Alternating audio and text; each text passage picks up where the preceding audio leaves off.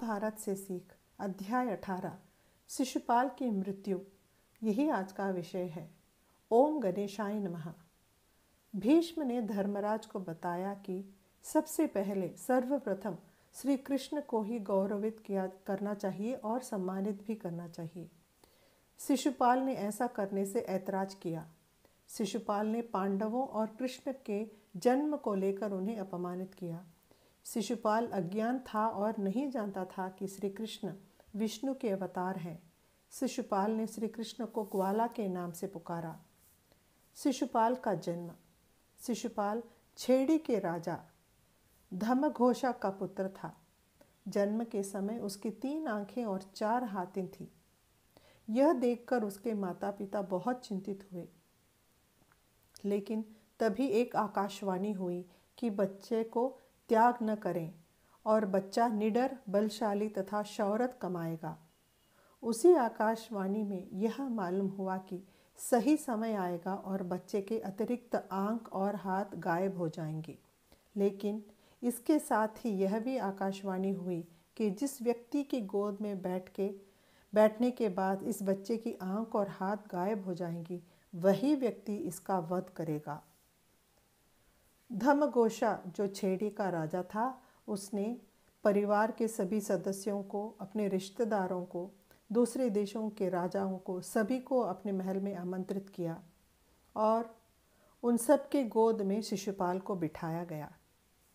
एक दिन कृष्ण अपने पिता वासुदेव की बहन यानी उनकी बुआ के घर आते थे। उनकी बुआ का बेटा ही शिशुपाल था। शिशुपाल को देखकर कृष्ण के मन में स्नेह जागा और उसे अपनी गोद में बिठा लिया। गोद में बैठते ही शिशुपाल की अतिरिक्त आंख और हाथ अदृश्य हो जाती है। इस घटना के बाद शिशुपाल की माता को पता चला कि शिशुपाल का अंत कृष्ण के हाथों से होगा और श्री कृष्ण से विनती करती है कि शिशुपाल को जीने दे, उसे जीवन दान दे। विधि की विधान को श्री कृष्ण टाल नहीं सकते हैं, इसलिए उन्होंने अपनी बुआ से कहा कि वे शिशुपाल की 100 गलतियों को माफ़ कर देंगे, लेकिन 101वीं गलती पर उसे दंड देना ही पड़ेगा। समय बीतता गया है। शिशुपाल एक मजबूत और शक्तिशाली व्यक्ति बनता है। उसे छेड़ी का राजा बना दिया जाता है। कृष्ण के प्रति शिशुपाल के मन में नफरत बढ़ती जाती है। आज भरी सभा में शिशुपाल कृष्ण और पांडवों को अपमानित करता है। भीष्म शिशुपाल को समझाते हैं, इसका प्रयत्न करते हैं कि श्री कृष्ण साक्षात विष्णु हैं। उनकी शक्ति और उनकी पराक्रमता के बारे में भी बताते हैं, लेकिन शिशुपाल इन बातों को अनसुनी कर देता है। सहदेव सभा के सामने आकर कहते हैं कि श्री कृष्ण बड़े हैं, पराक्रमी हैं और उनका सम्मान आवश्यक है और इसका करने में कोई बाधा न डाले। उन्हें सबसे पहले सम्मानित करना चाहिए। जो कोई भी इस बात को ऐतराज करे उसे मेरे तलवार का जवाब देना होगा। इस प्रकार सहदेव करते हैं। जो भी राजा इस प्रस्तुति का विरोध करते हैं, सहदेव उन्हें लड़ाई के लिए ललकारते हैं। भीष्म, विदुर और धृतराष्ट्र कृष्ण की अवतारीय शक्ति को उससे परिचित हैं। बाकी के जितने भी राजा थे, वे सब कृष्ण को एक धार्मिक तथा रणनीतिज्ञ के रूप में ही जानते थे। नारद जी जो भी वहाँ मौजूद थे, उनकी समझ में नहीं आ रहा था कि श्री कृष्ण क्यों मौन थे और एक साधारण व्यक्ति की तरह वो बैठे रहे थे।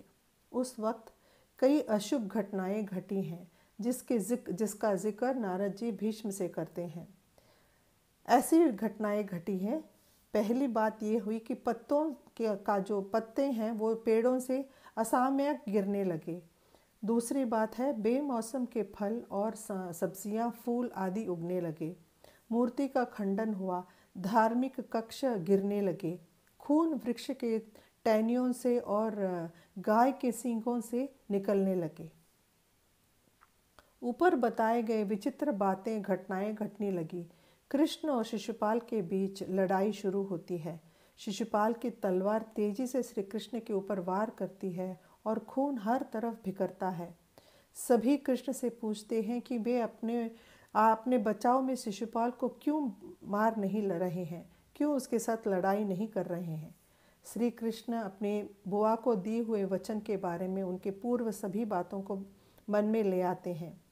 पिछले जन्म में शिशुपाल हिरण्यकश्यप था और उसके बाद के जन्म में सर्वशक्तिवान रावण भी था, जिन दोनों का वध विष्णु के हाथों से ही हुआ था। तो वे कहते हैं श्री कृष्ण की इन दोनों का वध मैंने ही किया। मैं शिशुपाल के 100 गलतियों को ही माफ़ कर सकता हूँ क्योंकि वचनबद्ध था। राजसूय यज्ञ में बाधा डालकर मेरे ऊपर वार करके शिशुपाल ने 100 गलतियों को पार कर दिया। ऐसा लगा कि श्री कृष्ण इस पल का इंतजार कर रहे थे। तुरंत उन्होंने अपना सुदर्शन चक्र निकाला और शिशुपाल का वध किया। कितने व्यंग्य की बात है कि भगवान के द्वार में चक्की धीरे चलती है लेकिन बहुत दर्द और सीख देती है।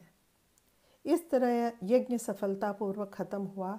अंत में युधिष्ठिर ने व्यास से पूछा, क्या वह अशुभ घटनाएं शिशुपाल की मृत्यु का ही संकेत करती हैं? इस प्रकार पूछा।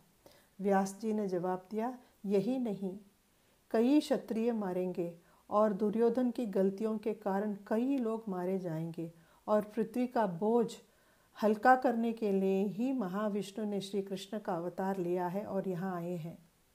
जब श्री कृष्ण का काम खत्म हो जाएगा तब द्वारका पानी में मिल जाएगा और यादव कुल के लोग स्वर्ग चले जाएंगे। धर्म की स्थापना करने के बाद श्री कृष्ण भी स्वर्ग पहुँचेंगे। जय श्री कृष्ण।